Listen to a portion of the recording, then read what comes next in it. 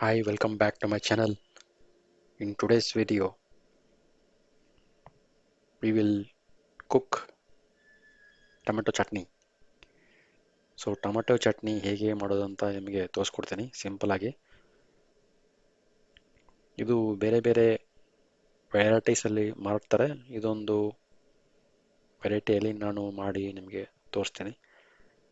ನನ್ನ ಚಾನಲ್ನ ನೀವು ಫಸ್ಟ್ ಟೈಮ್ ನೋಡ್ತಾ ಇದ್ದೀರಾ ಅಂದರೆ ಸಬ್ಸ್ಕ್ರೈಬ್ ಮಾಡಿ, ವಿಡಿಯೋ ಲೈಕ್ ಆದರೆ ಶೇರ್ ಮಾಡಿ.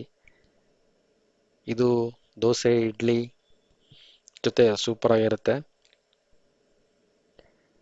ಈ ಟೇಸ್ಟಿ ಚಟ್ನಿ ಟೊಮೆಟೊ ಚಟ್ನಿನ ಹೇಗೆ ಮಾಡೋದಂತ ನಿಮಗೆ ತೋರಿಸ್ಕೊಡ್ತೀನಿ. Let start the process.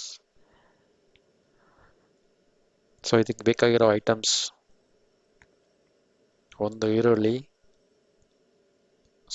Red chillies, ನಿಮಗೆ ಖಾರ ಎಷ್ಟು ಬೇಕೋ ಅಷ್ಟು ತಗೊಳ್ಳಿ. ಒಂದು ಬೆಳ್ಳುಳ್ಳಿ ಸಿಪ್ಪೆ ತೆಗೆದಿಟ್ಕೊಳ್ಳಿ. 3 ಟೊಮೆಟೊ ಮೀಡಿಯಮ್ ಸೈಜ್, ಆನಿಯನ್ ಒಂದು medium size, tomato 3 medium size. ಇದನ್ನೆಲ್ಲ ಪೇಸ್ಟ್ ಮಾಡ್ಕೋಬೇಕು. ಮಿಕ್ಸಿನಲ್ಲಿ 1 ಸ್ಪೂನು ಜೀರಿಗೆ,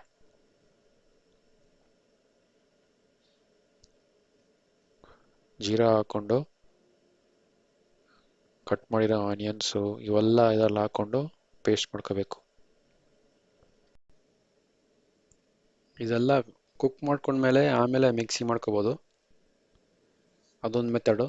ಇಲ್ಲಾಂದರೆ ಈ ಥರ ಫಸ್ಟು ಮಿಕ್ಸಿಯಲ್ಲಿ ಹಾಕ್ಕೊಂಡು ಗ್ರೈಂಡ್ ಮಾಡಿಕೊಂಡು ಆಮೇಲೇನು ಕುಕ್ ಮಾಡ್ಕೋಬೋದು.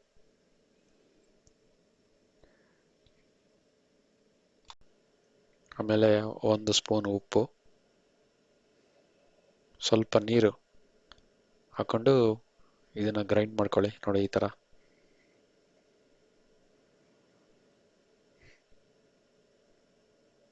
ತುಂಬ ಫೈನ್ ಮಾಡೋದು ಬೇಕಾಗಿಲ್ಲ, ಸ್ವಲ್ಪ ಈ ಥರ ರಫ್ ಆಗಿದ್ರೆ ಸಾಕು. ಈಗ ಈ ಗ್ರೈಂಡ್ ಮಾಡ್ಕೊಂಡಿರೋ ಮಿಕ್ಸರ್ನ ಕುಕ್ ಮಾಡ್ಕೋಬೇಕು, ಹಾಗೆ ತಿನ್ನೋಕ್ಕಾಗಲ್ವಲ್ಲ. ಒಂದು ಪ್ಯಾನಲ್ಲಿ ಎಣ್ಣೆ ಹಾಕ್ಕೊಂಡು ಆ ಬಿಸಿ ಎಣ್ಣೆಯಲ್ಲಿ ಸಾಸಿವೆ,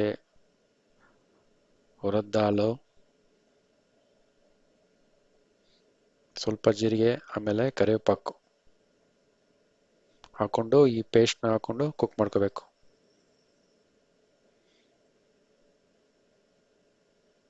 ಚೆನ್ನಾಗಿ ಮಿಕ್ಸ್ ಮಾಡ್ಕೊಳ್ಳಿ. ಟೊಮೆಟೊ ಎಲ್ಲ ಹಾಕಿದ್ಮೇಲೆ, ಅಂದರೆ ಈ ಪೇಸ್ಟ್ ಹಾಕಿದ್ಮೇಲೆ ಚೆನ್ನಾಗಿ ಮಿಕ್ಸ್ ಮಾಡಿಕೊಂಡು ಈ ಟೊಮೆಟೊ ಈ ಪೇಸ್ಟಲ್ಲಿರೋ ನೀರು ಇದೆಯಲ್ಲ ಅವೆಲ್ಲ ಹೋಗಬೇಕು. ನೀರೆಲ್ಲ ಹೋಗಿ ಈ ಥರ ಗಟ್ಟಿ ಆಗಬೇಕು. ಗಟ್ಟಿಯಾಗೋ ತನಕ ಇದನ್ನು ಕುಕ್ ಮಾಡ್ಕೋಬೇಕು ಮೀಡಿಯಂ ಫ್ಲೇಮ್ನಲ್ಲಿ. ನೋಡಿ, ನೀರೆಲ್ಲ ಹೋಗಿ ಸ್ವಲ್ಪ ಗಟ್ಟಿಯಾಗಿದೆ.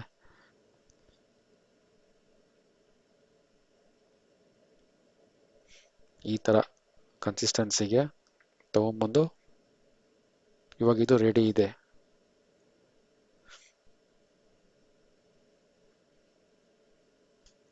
It is ready to serve. ಇದನ್ನು ಈಗ ದೋಸೆ ಜೊತೆ ಸರ್ವ್ ಮಾಡ್ಕೋಬೇಕು. ಅದಕ್ಕೆ ಬೇಕಾದ ದೋಸೆ ಒಂದು ಮಾಡೋಣ. ಒಂದು ದೋಸೆ,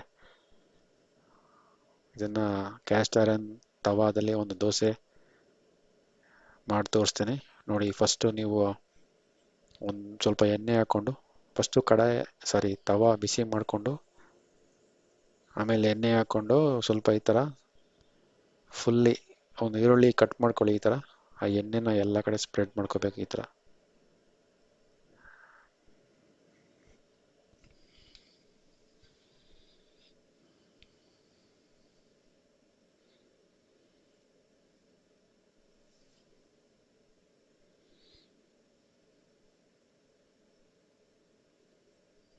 ಆಮೇಲೆ ದೋಸೆ ಹಾಕ್ಕೊಳ್ಳಿ. ಈಗ ಈ ದೋಸೆ ಅಂಟ್ಕೊಳ್ಳಲ್ಲ